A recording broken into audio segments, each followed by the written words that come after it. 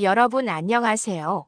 30년간 환자들의 건강을 책임져 온 건강 전문의 박정숙입니다. 혹시 요즘 아침에 일어날 때 유독 몸이 무겁고 머리가 아프신 적이 있나요? 밥을 먹고 순간 졸음이 심하거나 속이 더부룩한 적 있으신가요? 이런 증상은 나이 들면 당연하다고 생각하기 쉽지만 사실은 그렇지 않습니다. 간이 피곤하거나 혈관이 약해졌을 때 몸에서 이런 신호를 보낼 수 있습니다. 간이 건강해야 피가 깨끗하게 정리돼서 온몸에 잘 돌고 혈관이 튼튼해야 그 피가 필요한 곳까지 잘 갑니다. 그래서 간과 혈관은 서로 떨어질 수 없는 한 팀입니다. 오늘은 이 두 가지를 한 번에 도와줄 수 있는 음식, 바로 식초 이야기를 해드리겠습니다. 식초는 단순히 음식 맛을 내는 조미료가 아니라 간과 혈관을 지키는 천연 보약이 될 수 있습니다. 오늘은 식초가 간과 혈관에 좋은 이유를 쉽게 설명드리고 집에서 바로 따라할 수 있는 식초 건강법 10가지를 알려드립니다. 마지막에 식초를 먹을 때 조심해야 할 점도 꼭 알려드릴 테니 끝까지 함께 들어주세요. 영상 시청 전 좋아요와 구독을 누르시면 20년은 젊게 살 수 있는 건강 비법을 무료로 받아보실 수 있습니다. 그럼 영상 시작합니다. 좀 전에 말씀드린 증상들, 그냥 나이 탓일까요? 아닙니다. 아침에 머리가 무겁고 몸이 찌뿌둥한 건 밤새 간이 피를 깨끗하게 만드는 일을 잘 못했을 때 생길 수 있습니다.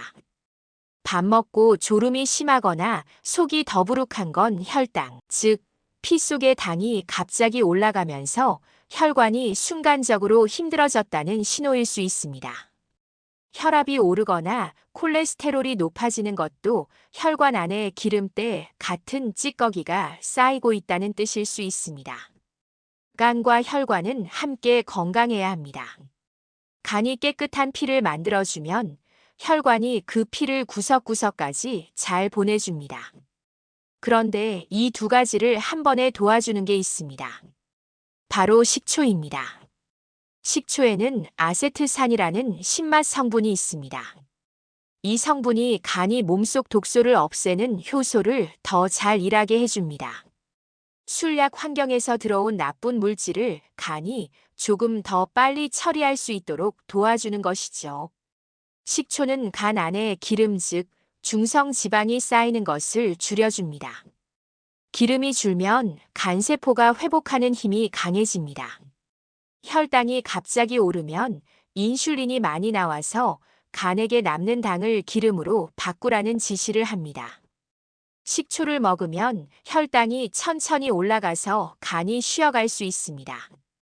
식초는 혈관에도 좋습니다. 지방을 더 잘 쓰도록 도와주기 때문에 혈관의 나쁜 기름은 줄고 좋은 기름은 늘어납니다. 식초 속 칼륨은 소금 속 나트륨을 몸 밖으로 내보내서 혈압을 낮추는 데 도움이 됩니다. 밥 먹고 혈당이 갑자기 오르면 혈관 벽에 상처가 생기고 이게 쌓이면 혈관이 딱딱해집니다. 식초를 먹으면 혈당이 부드럽게 올라가서 혈관이 오래 건강하게 유지됩니다. 그렇다면 이렇게 좋은 식초를 매일 맛있게 먹는 방법은 뭘까요? 지금부터 집에서 바로 할 수 있는 식초 건강법 10가지를 알려드리겠습니다. 첫째, 아침 공복에 물에 희석한 식초를 한 잔 마시는 방법입니다.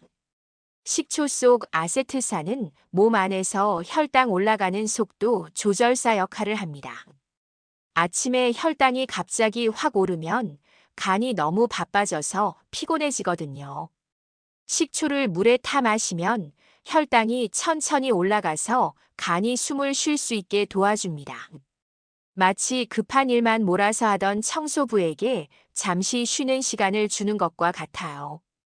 평소 지방간이 있던 60대 김철현 환자분은 아침에 물 200ml에 식초 한 스푼을 타서 석 달간 꾸준히 드셨는데 지방간 수치가 50% 이상 개선이 되어 끊었던 술을 다시 마시게 되었습니다. 둘째, 식사 직전에 식초를 마시는 방법입니다. 밥을 먹기 전에 식초를 마시면 밥 속 당분이 몸에 천천히 들어오게 하는 속도 제한 신호가 켜집니다. 혈당이 급하게 올라가면 혈관벽이 상처받기 쉬운데 식초가 그걸 막아주어 혈관이 오래 건강할 수 있게 돕죠. 당뇨 직전 단계였던 70대 김정자 환자분은 식사 전에 사과 식초를 물에 타서 드신 뒤 식후 졸음과 피로가 줄었다고 하셨습니다. 셋째, 채소 절임을 자주 먹는 방법입니다. 절임 채소에 식초가 들어가면 장 속 좋은 균이 잘 자라게 도와줍니다.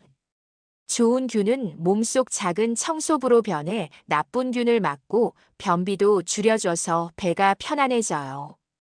변비로 고생하던 65세 장현숙 환자분이 집에서 오이와 양파를 식초에 절여 드신 후 변비약을 끊게 되셨습니다. 넷째, 생선이나 해산물을 식초에 살짝 재워 먹는 방법입니다.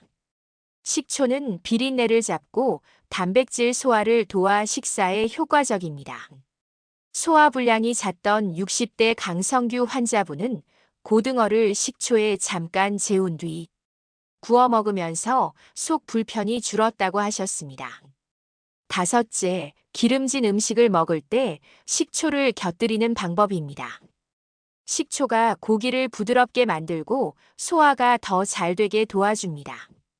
고기가 몸에서 빨리 녹아 에너지로 바뀌는 것을 돕는 소화 보조군 역할을 하는 거죠.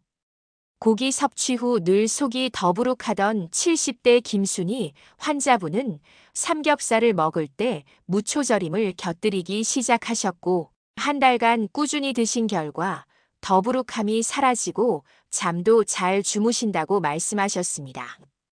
여섯째, 물 대신 식초 음료를 가끔 마시는 방법입니다. 단, 위가 약한 분은 많이 희석해서 드셔야 합니다.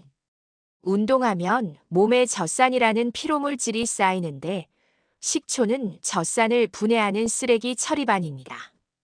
코코넛 워터에 식초를 한 스푼 정도 섞으면 몸속의 전해질을 채우는 연료 보충소 역할을 해서 피로 회복이 빨라집니다. 20분만 걸어도 숨을 헐떡이던 67세 장경우 환자분은 운동 뒤 식초 음료를 한 컵씩 마시기 시작했고 한 달 후 등산을 무리 없이 하실 정도로 회복 속도가 빨라졌다고 했습니다. 일곱째, 김치를 담글 때 식초를 약간 넣는 방법입니다. 발효 속도를 조절하고 유익균 활동을 돕습니다. 평소 장이 예민하던 65세 정금이 환자분은 식초를 약간 넣은 김치를 먹고 설사 빈도가 30% 이상 줄었다고 말씀하셨습니다. 여덟째, 과일에 식초를 살짝 뿌려 먹는 방법입니다. 식초는 농약과 세균을 씻어내는 천연 세제 역할을 합니다. 깨끗한 과일과 채소는 몸에 들어가서 건강에 도움을 주고 나쁜 물질은 몸에 들어가지 않게 막아줍니다. 당 수치가 높은 70대 환자분은 포도나 배에 식초를 살짝 뿌려 드시고 혈당 스파이크가 30% 줄었다고 했습니다. 아홉째, 해독 주스로 식초를 활용하는 방법입니다. 사과, 샐러리, 당근 주스에 식초를 한 스푼 넣으면 간의 해독 효소 활동이 활발해집니다. 피로가 심하고 피부톤이 어두웠던 60대 여성분이 이 주스를 일주일에 3번씩 드시고 기미, 주근깨가 말끔히 사라졌다고 말씀하셨습니다. 마지막으로 양념장에 식초를 넣는 방법입니다. 샐러드 드레싱이나 나물 무침에 식초를 활용하면 기름 사용량을 줄이고 소화를 돕습니다. 고지혈증이 있던 68세 강주석 환자분은 평소 기름진 음식을 먹고 싶어도 몸이 좋지 않아 먹지를 못하셨는데 나물 무침에 식초 한 스푼씩 비벼 드시기 시작하셨고 한 달 후 콜레스테롤 수치가 50% 이상 감소하면서 고기를 다시 드시기 시작하셨습니다. 여러분, 이제 식초 건강법 10가지를 잘 배웠는데요. 식초를 잘 활용하려면 몇 가지 꼭 주의해야 할 점들이 있습니다. 식초는 산이라는 성질 때문에 몸에 좋은 점도 많지만 잘못 먹으면 오히려 몸에 상처를 낼 수 있는 조심해야 할 친구 같은 존재입니다. 먼저 식초는 강한 산성입니다. 만약 물에 희석하지 않고 그대로 마시면 입안이 따갑고 식도나 위 점막에 자극을 줄 수 있습니다. 마치 레몬즙을 너무 많이 먹었을 때 입안이 쓰라린 것과 비슷하죠. 그래서 반드시 식초를 물에 꼭 희석해서 드셔야 합니다. 보통 물 한 컵에 식초 한두 작은술 정도가 적당합니다. 그래야 몸도 부담이 적고 효과도 좋습니다. 또한 식초가 치아 건강에 영향을 줄 수 있다는 점도 꼭 기억하세요.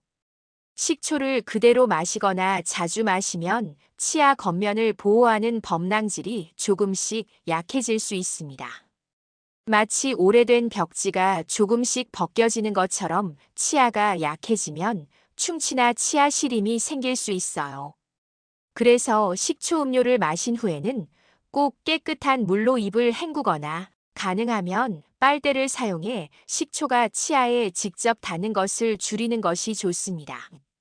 이렇게 하면 치아를 보호하면서도 식초의 좋은 효과를 누릴 수 있습니다. 그리고 위장이 약하신 분들은 특히 식초 섭취에 신경 써야 합니다.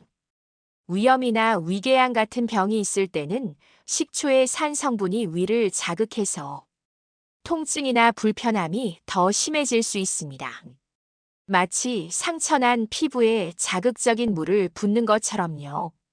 이런 분들은 꼭 의사와 상담 후에 식초 섭취 여부와 방법을 정하는 게 안전합니다. 한편 당뇨병이나 고혈압 약을 복용하시는 분들은 식초를 먹을 때 조심해야 합니다. 식초가 혈당과 혈압을 낮추는 작용이 있기 때문에 약물과 함께 섭취하면 혈당이 너무 떨어지거나 혈압이 너무 낮아질 수 있습니다. 이럴 때는 몸에 위험이 생길 수 있으니 반드시 주치의와 상의해서 식초 섭취량과 시기를 조절해야 합니다. 또한 식초는 좋은 건강 보조식품이지만 마법 같은 만능 치료제는 아닙니다. 균형 잡힌 식사, 규칙적인 운동, 그리고 정기적인 건강 검진과 함께 식초를 적절히 활용해야 더 큰 건강 효과를 볼 수 있습니다. 식초를 건강한 조력자로 삼되 과용하거나 무턱대고 사용하지 않는 것이 중요합니다. 마지막으로 식초 섭취는 꾸준함이 중요하지만 너무 많이 먹으면 위장장애, 치아 손상 같은 부작용이 생길 수 있으니 하루 권장량을 넘지 않도록 주의하세요. 대개 하루에 물에 희석한 식초 한두 큰술 정도가 적당합니다.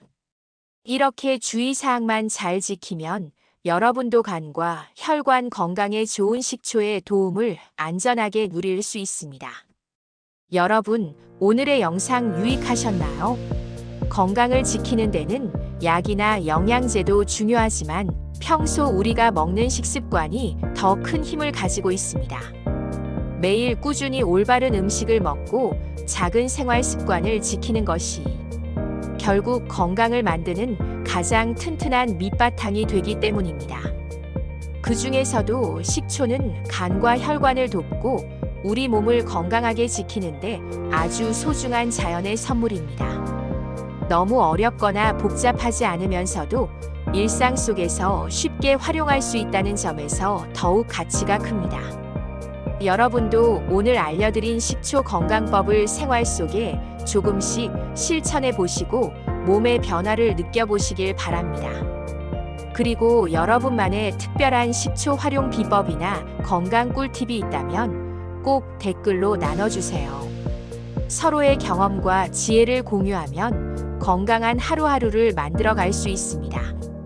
저는 다음 영상에서도 건강하고 알찬 생활 정보를 전달해 드리겠습니다. 감사합니다.